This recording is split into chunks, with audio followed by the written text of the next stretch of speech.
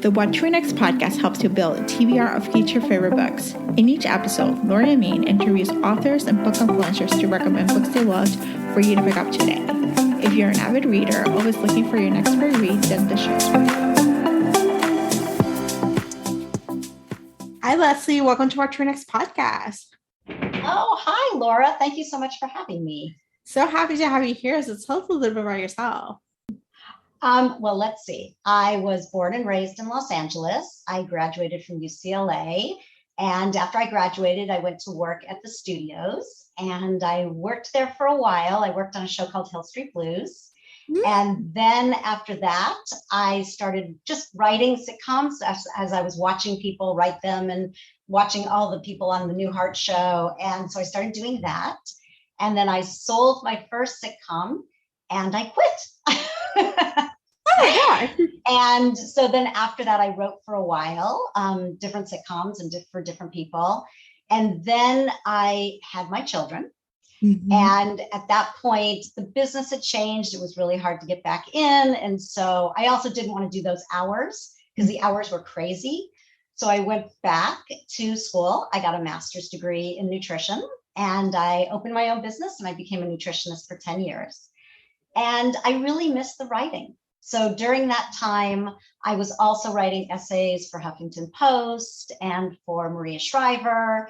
And about 8 or 9 years in, I decided to close my business and I wrote a book called After Happily Ever After. Oh my gosh, I love this. So we chatted beforehand, but you got one of those shows that you watch. You actually wrote was one of the shows that I watched when I was growing up, which is it combines my passion for books because it's the show. The books are Street Valley High, and the show is Street Valley High when it was a sitcom in the 90s and early aughts. So tell us about that experience of what it's like to write for a show. Keeping in mind that fangirling about this. That show was really funny because it wasn't on a normal lot. It was like way deep in this area that had things on it like pornography actually. And we were on this little set and they were supposed to be high school kids, but they really weren't. And then we had offices that were just on the lot or whatever this warehouse place was.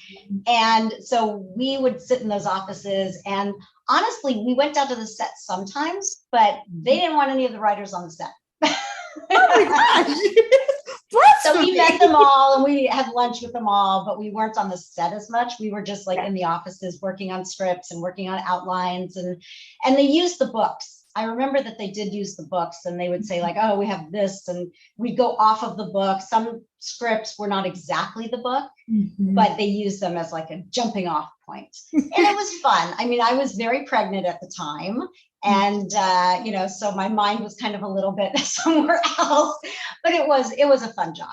And the people were very nice. And I met somebody there who became one of my very close friends. So that was really nice too. Oh, I'm so glad. Yeah. I was going to say, oh my gosh, what is the experience like? But it's thinking about the books and thinking about jumping off more. And the books are obviously written by another team of people, Yes. And there are a lot of books, right? I mean, I had never read them, but there are a lot.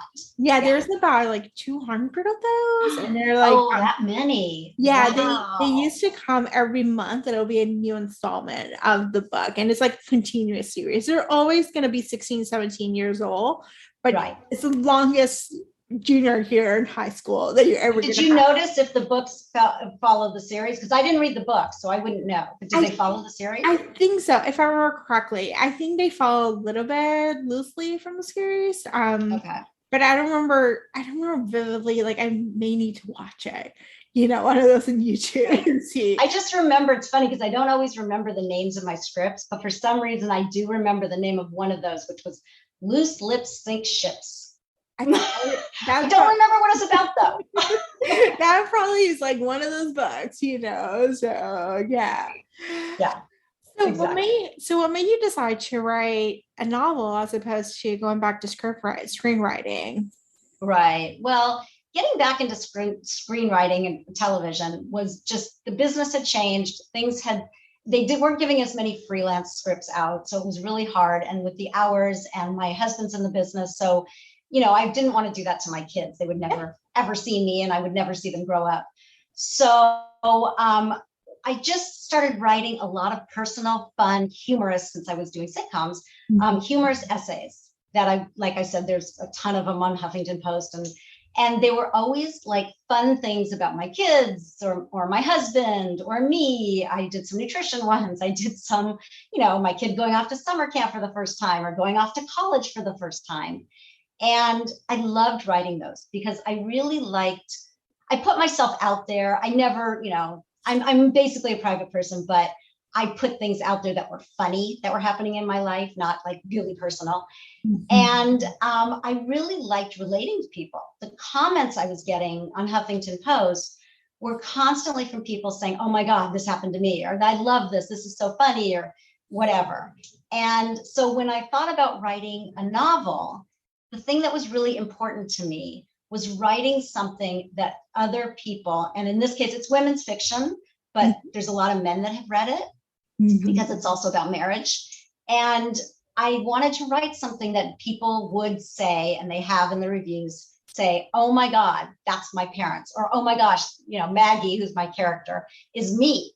Or I just totally relate to this because it's about a woman in midlife who's 45 years old, and she gave up her high-powered job to raise her daughter. And it's now 17 years later, and her daughter's becoming independent, obviously is independent, and she is going to go off to college. So Maggie decides it's time to rediscover herself and who she is now and what's the next chapter of her life. After Happily Ever After, Maggie is the main character, and she's 45, and she wants to rediscover who she is at this point in her life because she gave up her big power job to raise her daughter 17 years before, and now her daughter's going to go off to college. And so she just wants to figure out who she is now. And she's also dealing with her husband, who she has a great marriage, but her husband is hiding something from her. The reader knows what it is, but she doesn't know what it is. So she's feeling very lonely. And she's also dealing with her mother, who's very, very judgmental. And then her father starts having a huge health crisis. And all these things come on top of her, and she starts to make these decisions that could blow up the life she's always built. And I love that, like, you wrote older characters, like, just think about midlife, or I hate to say 40s and midlife, but you talk, Right. because I'm like, I know. You talk, older characters and like going and like having this point of like that a breaking point, and then coming back together. What was the like, how much fun did you have breaking her life apart? It was a blast because I wrote Maggie from the first person point of view because I wanted the person who was reading it to hear her thoughts and see how she kind of goes under, because she's really a normal human being, but she just becomes so like overwhelmed with all the things that are happening in her life. And so I had a blast writing her. I kept thinking of Julia Louis-Dreyfus when I was writing her. I just love Julia. Yes. That was kind of like why I sort of thought that way. Yes, I love this. So let's see. Let's chat some book recommendations. Talk to us about some books that you have read or that you recommend or you have read over the past few years that you recommend our listeners to pick up. Well, I am a huge fan, and they have actually influenced my work, of like Jennifer Weiner and Taylor Jenkins Reid, Kristen Hanna and Jodi Picoult. I really like books about real people. I'm not one of those people like that really reads fantasy. And I also like psychological thrillers. I'm a huge fan of Sherry. I don't know if you say her name, Shari Lapina, Diane Chamberlain, and Harlan Coben. I love them all. So I guess if during COVID, I read a lot of more like psychological thrillers and more mystery kind of books. So I love Harlan Coben. I've read everything I think he's ever written. And the last one I read was his new one, which was Win, which was really good. And the character that he has had in other books, this man Win, this book was really about him. So I loved that. And I read The End of Her by Shari Lapino. And that was really, really good. And, it's about a married couple. So that was really fun, just to see this craziness that happens.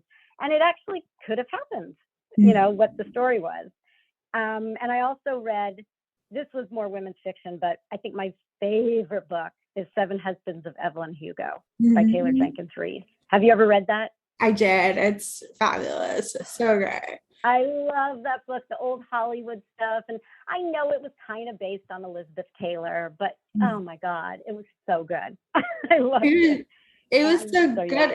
It was like a gift that you keep unwrapping as you've read the pages and you learn more about Evelyn Hugo and her story. You're like, oh my God, it's like completely addictive. Like you just want to keep reading her story. I know, because I read all of Taylor Jenkins Reid also. I still haven't gotten yet to Malibu Rising because I've been so busy finishing my second book, but I really want to read it. But her earlier books are all really good too. And they're just about, they're like women in their 30s about love and, and they're great. She always comes up with these great stories.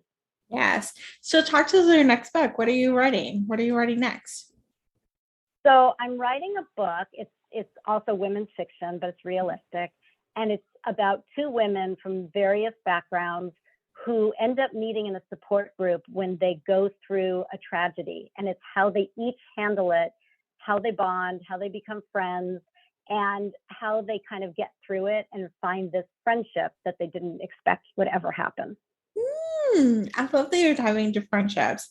I think that's like something that's a hot topic, or you think about making friends as an adult is quite interesting. It's not difficult. Yeah, I know. It's not interesting. Easy. I mean, you can make friends through your kids, and then your kids get older, and then they don't want you around anyway. So yeah, when you get a lot older, it's harder to make friends unless you're at a job every day, I guess.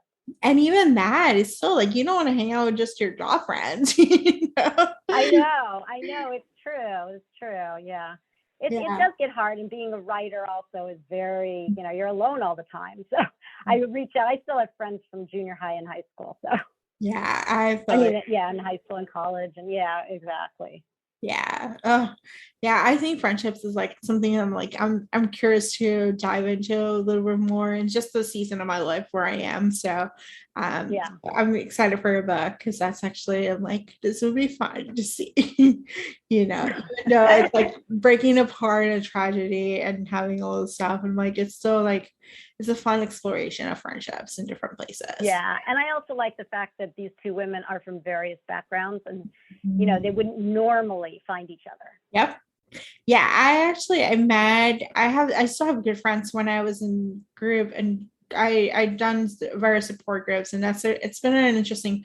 I think it's like you don't expect it, but it's one of those like nice consequences that happen. Like you are going through something terrible and something bad, and you go find support in other people, and you're like, oh, we have other things in common other than this, big stuff. Exactly. And support groups, I mean, they're like so intimate because you're discussing whatever it is that you're discussing, and so you get really close really fast to all those people. Yes. And the book is also like After Happily Ever After is written with humor, and there are heartbreaking moments in both books, but they're both also written with humor because that's what I do and that's what I like. I like humorous banter and dialogue and things like that. Yes. Oh, love this so much. Awesome. So tell us where you can find you online. Okay, so I have a website. It's lesliearasmussen.com. I'm also on Instagram at Leslie R. Author. I'm on Facebook at After Happily Ever After Novel.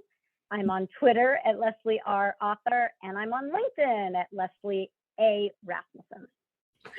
Thank you. I'm everywhere. Everywhere. Thank you, Leslie, for being on the show. Oh, thank you so much for having me, Laura. I really appreciate it. If you enjoyed this podcast, feel free to share with friends, subscribe, rate, and review the show. This is the easiest way to support the podcast. Today's episode's partner is Libra FM. If you're an audiobook listener, then you should add Libra FM as your go-to source for paid audiobooks. Libra FM makes it possible for you to buy audiobooks through your local bookstore. Memberships start at $14.95, and they also have great sales for women's audiobooks each month for $3.99, thanks to the KISS Club. To sign up for Libro FM, please visit whattoreadnextblog.com/LibroFM. You will receive a free audiobook when you sign up for a monthly subscription. If you purchase a subscription through our link, you will be supporting the podcast at no cost to you. The What to Read Next podcast is part of the Frolic Podcast Network. Please visit frolic.media/podcast to discover new shows to tune in.